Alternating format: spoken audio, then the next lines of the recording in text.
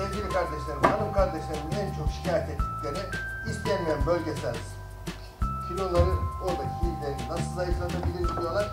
Oraya ne yapalım diyorlar. Cilt altındaki yağ hücreleri aynı böyle Nur Hanım, bakın. Şimdi biz bunları böyle patlatmak için bir karışım yapıyoruz. Böyle patlatacağız bunları. Bu da stres gideren bir şeydi hocam. O kadar severim ki. Öyle mi? Şimdi nasıl yapacağımızı anlatacağız. Hemen güzelce tarifi veriyoruz. Yağlar pıtır pıtır patlayacak içeride. Bunun için şu limon kabuğu nimetinden ve portakal kabuğu nimetinden yararlanacağız. Önümüzdeki günlerde portakal kabuğu, limon kabuğundan ve mandalina kabuğundan kabızlık içinde çok güzel bir taşımız var. Onu da anlatacağız. Hocam. Ne yaptık? Bir tane limonun kabuğunu, bir tane de portakalın kabuğunu yarım litre sızma zeytinyağının içine attık.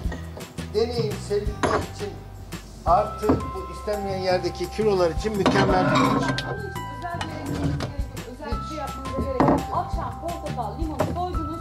Aynen Değil mi böyle. hocam? Aynen böyle. Şöyle el Kabuklarını güzelce yıkadınız. parçaladım. Benim el blenderim yok diyorsanız rendeleyerek atabilirsiniz bunun içine. Yani el blenderim yoksa rendeleyip atınız bunu.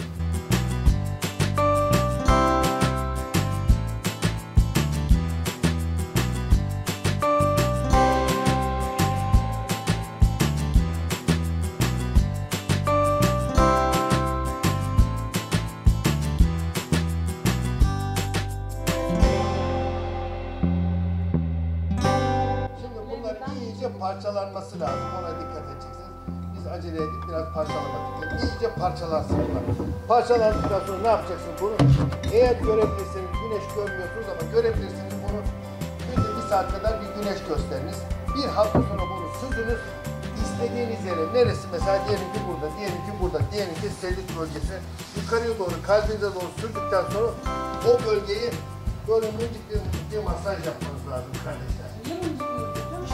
Bunları cilt altındaki bunları patlatmak, bak böyle olması lazım. Mıncıkladığınız zaman böyle olacak. Ya şimdi şöyle yapalım.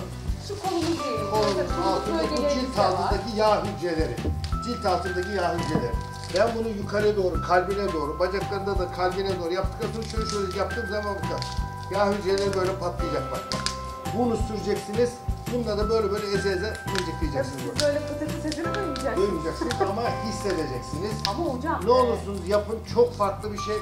Portakalın kabuğuyla limonun kabuğundan Bak, çok farklı. Şimdi biraz devam eder misiniz? Bir şey göstereceğim seyircilerimize. Niye böyle bastırmamız gerektiğini şimdi daha iyi anlayalım. Evet, yapalım şimdi. Bak şimdi. Ben de anladım ne demek istediğini. Şimdi göreceksiniz. Hemen gösterelim. Bak şimdi yeterli zaten görecekler. Görüyor musunuz? Kıpkırmızı oldu. Neden kırmızı oldu? Çünkü biz oraya kan hücum ettirdik. Evet. Bakın hemen kıpkırmızı oldu. Görüyor musunuz? Kıpkırmızı oluyor. Dolayısıyla yağ hücresi bu sürdüğümüz yağlar da cildin altına gidiyor. Evet. Pıt patlıyor. Ama bu arada tabii sadece bu yağlar değil yani. Yediğimizde içtiğimizde de. Tabii gıdalarınıza Şimdi, dikkat edeceksiniz. Ekmek grubuna dikkat edeceksiniz. Hocam bunu nerede? Ama bunu hemen anlatalım. Bunu dediğim gibi kapağını kapatacaksınız. Bunu bulabilirseniz güneşe göstereceksiniz. Güneşe gösteremezseniz de haftada 2-3 sefer sıcak su içine oturtacaksınız şöyle. Peki. Yaklaşık 1 hafta 10 gün sonra süzeceksiniz. Süzdüğünüz yağı dediğim gibi masaj yapacaksınız. İnanılmaz faydalı. Lütfen deneyin. Çok basit, çok kolay. Hiçbir yan etkisi yok. Çeşit sirke tariflerini bu programda sizinle buluşturuyoruz. Ama bugün bu sirke ne zayıflamaya ne de kilo vermeniz için ne de bağırsaklarınız için. Bu sirke sadece horlamanıza mani olacak. Ve horlamanıza mani olacak. Peki böyle diye gerçekten böyle horlayanlara mani olur mu hocam? Bu minik horlamalar mı? Şimdi bakın anlatalım. Lahananın bir H vitamini var ki o açığa çıkarıyor. H vitamini de bu horlamada çok faydalı olduğu söyleniyor. Horlama neden oluyor? Boğaz bölgesindeki şeylerin sarkmasıyla ilgili oluyor. Belirli bir yaştan sonra.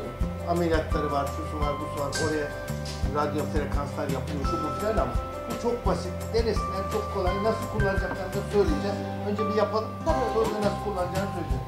Mandalinden yararlandır. Tam zamanı. Sıkı atalım. Sıkı atmanızda yarar var kardeşler. 5 tane mandalina, orta boyda ilerini güzelce kabuklarından ayırdık. Sıkı atırız ki daha çabuk olacak. Bir seyircimiz yazmış hocam Instagram'dan. Diyor ki benim benim yağlar diyor 49 senedir patlamıyor. Patlar denesin ama bunu yaptı mı ki? Denesin, Evet. bunu yapmadı. Bakın yapsınlar, denesinler. Çok Öyle kolay oturduğumuz yapıyor. yerden yağ patlamıyor. Aynen öyle. Ya bazı insanlar var ne kadar şanslı. Ne yese yani. Masaya oturuyor 2 tane ekmek yiyor. Her şeyi yiyor. Onu yiyor, pişi yiyor, börek yiyor, bıdı bıdı onu yiyor. İncecik. Biz de anam yarabbim su içsek geliyor. Su içiyoruz yani sadece. Evet, Şimdi mandalina kardeşler, koyduk, Mandalina koyduk, lahanaları Hepsini koyduk, çiğdem koyduk. Şimdi bunun içine neler koyuyoruz kardeşler? Papatyayla lavantamız var. Lavantadan da bir fincan kadar lavantayı koyuyoruz, bir fincan kadar da papatya koyuyoruz. Bakın deneyin, çok enteresan güzel bir şey oluyor. Yalnız bu lahanalar da lavanta, papatya da güzelce yıkayınız, ondan sonra koyun. Yıkamadan yapmayınız. Çünkü eğer yıkamadan yapmazsanız küf oluyor. Muhakkak yıkayıp yapılır. Olmazsa olmazımız bir çorba kaşığı tuz, tuzumuz muhakkak kayar tuzu olacak. Olmazsa olmazımız bir bardakta maya sirkemiz ve sirke tuzumuz olsun. Bu da hiç önemsiz. Üstüne de suyumuzu koyalım. Kardeşler dikkat edin. Çok güzel bir karışım. Dikkat etmeniz gereken husus şudur ki üstünde küf olmasın. Küf olursa onu alacaksınız. Beyaz bağlanmaya bir şey yapmayacaksınız. Tamam mı? Tahta kaşıkla şöyle bir karıştıralım güzelce. Şimdi ne koyduk? 25 tane mandalina koyduk. 5 tane de lahananın yapraklarını küçük küçük doğrayıp koyduk. Bir fincan kadar lavanta, bir fincan kadar da papatya koyduk. Ve üstüne bir çorba kaşığı tuz, bir bardak da sirke koyduk. Kardeşler burada önemli husus şudur ki bunu üstünü kapatacaksınız. Üstünü muhakkak tarih atacaksınız. Yaklaşık 20 gün, 1 ay kadar serin bir yerde bekleteceksiniz. Ama arada muhakkak karıştıracaksınız. Üstünde küf olmaması için bu lavantayı, papatyayı muhakkak yıkayarak koyacaksınız.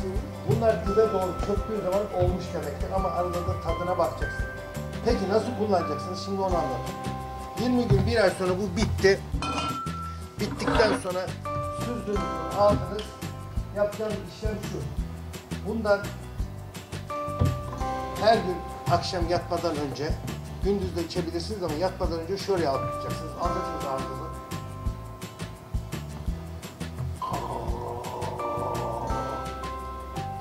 Boğaz bölgenizde gargara yapacaksınız ki oraya iyice nüfuz ettireceksiniz. Bir de kardeşler Sonra affedersiniz hocam tükürecek miyiz yoksa yutacak mıyız? yutabilirsiniz. Hiçbir mahsur yok. Ama mide ağrımız varsa sirke. Heh, bu sirke ağrıtmaz. Aa. Neden? Asitli değil bu sirke. Bu bizim kendi yaptığımız sirke. İçine asit koymuyoruz. Piyasadakilerin içinde asit olduğu için mideye ağrıtır. Ha beni ağrıyor derseniz tamam o zaman yutma. Ama Tükürün. bizim yaptığımız, kendi yaptığımız sirkelerde bir sıkıntı olmuyor. Tükürün. Bir şey daha yapacağız. Peki. Müsaade edin. Bir bardak suyun içine yaklaşık yarım fincan kadar da bu sirkeden koyacağız. Affedersiniz abdest alır gibi bunu da iyice çekip burnunuzu temizleyeceksiniz. Bu da şu geniz bölgesinden akacak. O da oradaki bölgeyi rahatlatacak. Yani yutak bölgesi dediğimiz küçük dilin bölgesine iyice bunu akşam yatmadan önce ulaştırmanız lazım. Harika. Bulaştırdığınız zaman göreceksiniz, bu gargarayı yaptığı zaman göreceksiniz çok faydalı olacak. Bir de şu egzersizi unutmayacaksınız. Bakın nasıl egzersiz? Hak, hak, hak. Bu jimnastiği yapacaksınız. Hak Evet, kelimesini yapıp 5 saniye tutacaksınız. Dilin arkasına şey gibi oluyor, spor gibi oluyor. Aynen değil mi hocam? oraya egzersiz yaptırıyoruz. O kası kuvvetlendiricide göreceksiniz ki horlamanız yavaş yavaş inşallah rahatlayacak. Çok önemli. Ya, horlama kişinin hayatını zorlaştırıyor. Evet, o uykunun kalitesi yok. O uykudan size fayda yok. Evet. O yüzden buna dikkat etmeniz Mesela lazım. doktora gidiyorsun horlama için, eğer ileri düzeydeyse ve senin uyku kaliteni düşürüyorsa sana makineler falan veriyorlar gece Bravo, rahat uyuyabilmek bravo, için. Valla biz bravo. anneme falan aldık. Doğru. Ya şu anda kadıncağız o Bir de kadar güzel uyku uyuyor apnesi ki. denen sıkıntılar var. Tabii, Onlar tabii. oluyor. O yüzden Ondan- horlama